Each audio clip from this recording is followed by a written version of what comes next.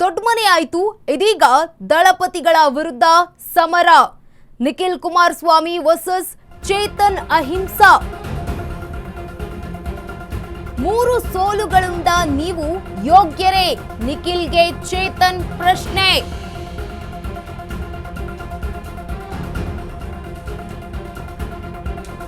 ಅಣ್ಣಾವರ ಸ್ಮಾರಕ ವಿಚಾರಕ್ಕೆ ಚೇತನ್ ಹೇಳಿಕೆ ಖಂಡಿಸಿದ್ದ ನಿಖಿಲ್ ಕುಮಾರಸ್ವಾಮಿ. ಹೆಸರಿನಲ್ಲೇ ಅಹಿಂಸೆ, ಮಾತಿನಲ್ಲಿ ಹಿಂಸೆ ಎಂದಿದ್ದ ನಿಖಿಲ್ ಅಣ್ಣಾವರ ಬಗ್ಗೆ ಮಾತನಾಡಲು ಯೋಗ್ಯರೇ ಅಂತ ಚೇತನ್ಗೆ ಕೌಂಟರ್ ಕೊಟ್ಟಿದ್ರು. ಪ್ರಜಾಪ್ರಭುತ್ವದಲ್ಲಿ ಯಾರು ಮಾತನಾಡಲು ಯೋಗ್ಯ ಅಂತ ಪ್ರಶ್ನೆ ಮಾಡಿದ್ರು. ಈ ಹಿಂದೆ ಸ್ಮಾರಕ ಪಾಲಿಟಿಕ್ಸ್ ಆರಂಭಿಸಿದವರು ಯಾರು ಗೊತ್ತಿಲ್ವಾ? ಅದಲ್ಲದೆ ಫ್ಯಾನ್ಸ್ ವಾರ್ಸ್ ಪ್ರೇರೇಪಿಸಿದವರು ಯಾರು? ಅಥವಾ ಅವರ ಮಗ ಚುನಾವಣೆಯಲ್ಲಿ 3 ಬಾರಿ ಸೋತವರು. ಸ್ವಜನ ಪಕ್ಷಪಾತ ಹೊರತುಪಡಿಸಿ ಮತ್ತೇನು ಸಾಧನೆ ಇಲ್ವಾ?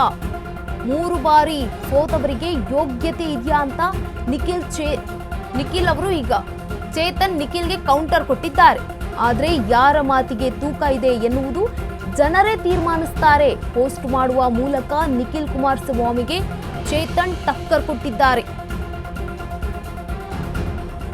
ದೊಡ್ಡ ಮನೆ ಆಯಿತು. ಇದೀಗ ದಳಪತಿಗಳ ವಿರುದ್ಧ ಸಮರ ಸಾರಿದ್ದಾರೆ. ನಿಖಿಲ್ ಕುಮಾರಸ್ವಾಮಿ ವರ್ಸಸ್ ಚೇತನ್ ಅಹಿಂಸಾ. 3 ಸೋಲುಗಳನ್ನ ನೋಡಿದಂತಹ ನೀವು ಯೋಗ್ಯರ ಅಂತ ನಿಖಿಲ್ಗೆ ಪ್ರಶ್ನೆ ಮಾಡಿದ್ದಾರೆ. ಅಣ್ಣಾವರ ಸ್ಮಾರಕ ವಿಚಾರಕ್ಕೆ ಚೇತನ್ ಹೇಳಿಕೆಯನ್ನ ಖಂಡಿಸಿದ್ದಾರೆ ನಿಖಿಲ್.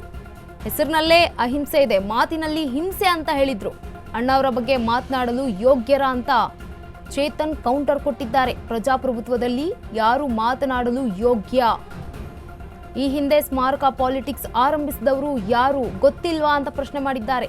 ಅದಲ್ಲದೆ ಫ್ಯಾನ್ಸ್ ವಾರ್ಗೆ ಪ್ರೇರೇಪಿಸಿದವರು ಮಾತನಾಡಲು ಯೋಗ್ಯರ ಅಂತ ಚೇತನ್ ಅಹಿಂಸಾ ನಿಖಿಲ್ ಅವರ ವಿರುದ್ಧ ಈಗ ಕಿಡಿಕಾರಿದ್ದಾರೆ. ಸ್ವಜನ ಪಕ್ಷಪಾತ ಹೊರಡಿಸಿದವರು ಇವರೇ. 3 ಬಾರಿ ಸೋತವರು, 3 ಬಾರಿ ಸೋತಿರುವಂತವರಿಗೆ ಯೋಗ್ಯತೆ ಇದೆಯಾ ಪ್ರಶ್ನೆ ಮಾಡಿದ್ದಾರೆ ನಿಖಿಲ್ ಕುಮಾರಸ್ವಾಮಿ ಅವರಿಗೆ.